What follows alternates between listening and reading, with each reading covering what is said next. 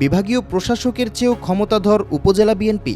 হঠাৎই এমন প্রশ্নের সয়লাব রাজনৈতিক ও প্রশাসনিক অঙ্গন। সম্প্রতি ইউএনও কার্যালয়ে হামলা, ভাঙচুর ও সরকারি কর্মকর্তাদের লাঞ্ছিত করার ঘটনায় নাটোরে বিএনপির নেতাকর্মীদের বিরুদ্ধে 2টি এজাহার দায়ের করা হয়, যার একদিন পরই জেলা প্রশাসক আসমা শাহীনকে প্রত্যাহার এবং লালপুরের ইউএনও মোহাম্মদ বরকতুল্লাহকে বদলি করা হয়েছে। একই সঙ্গে প্রত্যাহার করা হয়েছে রাজশাহী বিভাগীয় কমিশনার ডক্টর এএনএম বজলুর রশিদকেও। সরকারি আদেশে কারণ না জানানোয় এজাহার দায়েরের সঙ্গে এই প্রশাসনিক রদবদলের যোগসূত্র রয়েছে বলে মনে করছেন অনেকে। ঘটনার সূত্রপাত 12 আগস্ট। লালপুর ও বাগাতিপাড়ায় ফ্যামিলি কার্ড শুমারির তথ্য সংগ্রহকারী ও সুপারভাইজার নিয়োগে অনিয়মের অভিযোগ তুলে ছাত্রদল ও যুবদলের নেতাকর্মীরা ইউএনও কার্যালয়ে বিক্ষোভ করেন।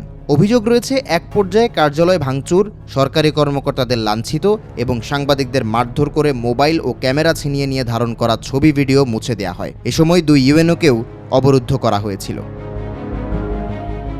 ঘটনার 5 দিন পর 17 আগস্ট লালপুর ও বাগাতিপাড়া উপজেলা প্রশাসনের পক্ষ থেকে পৃথক 2টি এজাহার দেয়া হয়। লালপুরের এজাহারে বিএনপির 18 জন এবং বাগাতিপাড়ার এজাহারে 7 জনের নাম রয়েছে। 2 এজাহারে অজ্ঞাতনামা আরও প্রায় 140 থেকে 200 জনকে আসামি করা হয়। তবে বুধবার বিকেল পর্যন্ত পুলিশ কোনো এজাহারই মামলা হিসেবে নথিভুক্ত করেনি।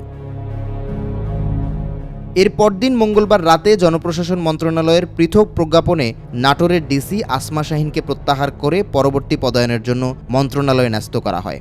লালপুরের ইউএনও বরকতুল্লাহকে রাজশাহী বিভাগীয় কমিশনারের কার্যালয়ে বদলি করা হয়। একইভাবে বিভাগীয় কমিশনারকেও প্রত্যাহার করা হয়েছে।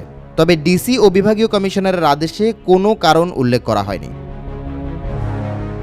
জেলা প্রশাসকের কর্মকর্তাদের বরাতে বাংলা ট্রিবিউন জানিয়েছে, এজাহার দায়েরের সঙ্গে বদলির যোগসূত্র থাকতে পারে। অন্যদিকে লালপুর ও বাগাতিপাড়া থানার পুলিশ কর্মকর্তারা বলছেন, তদন্ত করে মামলা নেওয়ার প্রক্রিয়া চলছে। থানার এসআই আব্দুর রাজ্জাক বলেছেন, বিষয়টি ঊর্ধ্বতন কর্তৃপক্ষকে জানানো হয়েছে। নাটোর জেলা বিএনপির সদস্য সচিব আসাদুজ্জামান আসাদ দাবি করেছেন, প্রকৃত অপরাধীদের বিরুদ্ধে ব্যবস্থা নিতে বিএনপির আপত্তি নেই, তবে পরিকল্পিতভাবে নেতাকর্মীদের মামলায় জড়ানো হয়েছে। বৈষম্য বিরোধী ছাত্র আন্দোলনের নাটোর জেলা আহ্বায়ক আব্দুস সামাদ শিশির ফেসবুকে বদলি নিয়ে উদ্বেগ প্রকাশ করেছেন।